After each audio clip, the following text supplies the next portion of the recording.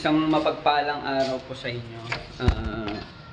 Ang topic po natin ngayon ay tungkol sa vaccine. Medyo sa ngayon kasi medyo nag-aalala ako kasi nga marami na pong nangyayari na biglaang namamatay sa ibang bansa, lalo na sa mga kabataan na hindi alam yung dahilan. Kumbaga sa pagkamatay yung sudden death. Ganun po yung nangyayari sa kanila. Yung panonood ko sa mga video na yun, bali hindi alam nung iba kung bakit bigla na lang namamatay. Iba't ibang bansa halos nandyan yung sa Amerika, meron pa sa Europe. Tapos nga nung nakaraan dito sa Pilipinas sa may Plaridel, ewan ko lang kung merong kaugnayan yun yung sa may Plaridel, yung nag-basketball lang, biglang hinimatay, ayun, namatay din. Try nyo din i-search sa YouTube yung mga sudden death na nangyayari. Okay, para sa akin siguro yung mga sudden death na nangyayari na ganyan, yun yung siguro sa vaccine na hindi kaya ng katawan nila na i-absorb yung chemical na nandoon sa vaccine. Okay Ito, sasabihin ko po sa inyo. Ako po, nagtatrabaho po ako sa Marilao. Government employee po ako. Bali, required talaga sa amin lahat, kahit dito sa Pilipinas, at alam nyo naman yan, na kailangan vaccinated ka para makapasok ka sa munisipyo, or hindi man sa munisipyo, noong time na mahigpit pa, para makapasok ka, makabili ka sa SM, makapagpagamot ka, kailangan vaccinated ka. Pero eto, malakas loob ko pong sasabihin sa inyo na ako po ay hindi vaccinated. Kung marinig man ito ng kahit sino man, at ako po ay tanggalin sa trabaho, okay lang po. Okay, bakit ayoko magpa-vaccine? Kasi po, kaya ayoko magpa-vaccine, nagsusuri po ako sa Biblia. Meron kasi sa Bible na tinatawag na Mark of the Beast. Pero ito hindi pa yan yung Mark of the Beast na tinatawag. Hindi pa yan yun. Yung vaccine, hindi pa yan yun. Kasi yung Mark of the Beast na tinatawag sa Bible,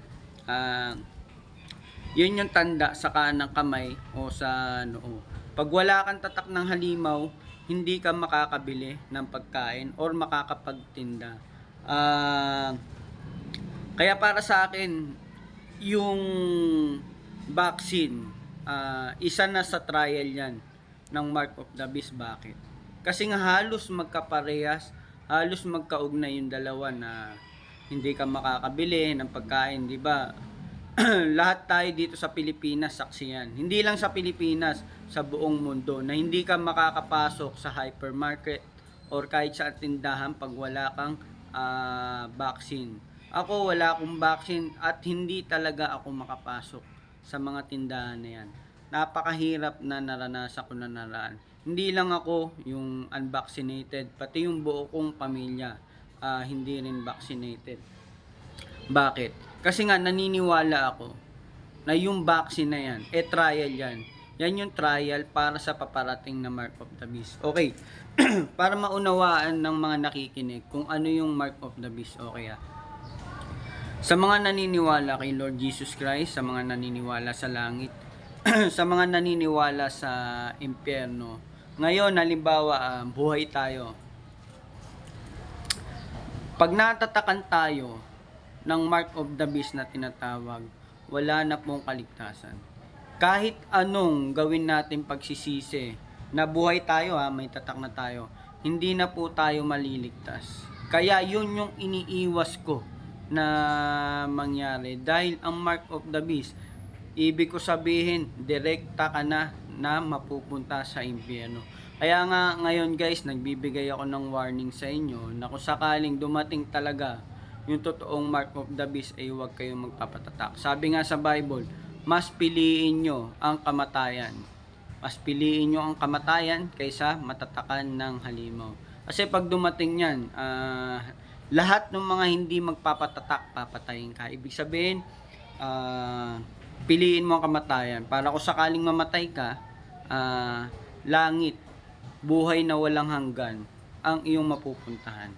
Kaya nga guys, ngayon pa lang etong warning na to, yung video na to, ito yung ginagawang way ni Lord Jesus Christ para maibahagi at makapagbigay ng babala sa mga tao na hindi nakakaalam kung ano talaga yung tunay na mangyayari sa mundo at yung mga hindi nagbabasa ng Bible. Kaya nga ako, malakas ang loob ko kahit na nasa government ako, hindi ako sang-ayon na i-mandatory yung vaccine. Ngayon naman sa Pilipinas naman medyo maluwag na. Kahit saan lugar na pupunta ako na, kasi dati pupunta ng Bataan, Sambales. Hindi ako makapunta nga kasi nga wala akong vaccine. Pero ngayon guys, nilakasan ko yung loob ko na magsalita dito kahit na nasa government ako, kasi nga napanood ko yung mga video na bigla ang pagkamatay o suddenly death ng mga tao sa ibang bansa, tapos sa Pilipinas may nangyayari din. Alam nyo totohanan, hindi lang naibabalita na marami na talagang namatay sa vaccine. Ito pa lang, tsuhin ng asawa ko, tapos yung konsyel sa amin, halos nag-post pa sila fully vaccinated, pero ano nangyari? Wala pang isang buwan namatay na. Bakit? Kasi nga yung mga may sakit na medyo hindi sinasabi sa mga doktor na nagbabaksin, yun yung mga naapektuhan, kasi nga yung vaccine na yan may chemical na dala yan na hindi natin alam, kasi bacteria din yan yan yung bacteria na pinapasok sa katawan natin. Okay yung topic na to hindi ko na pabahin pa.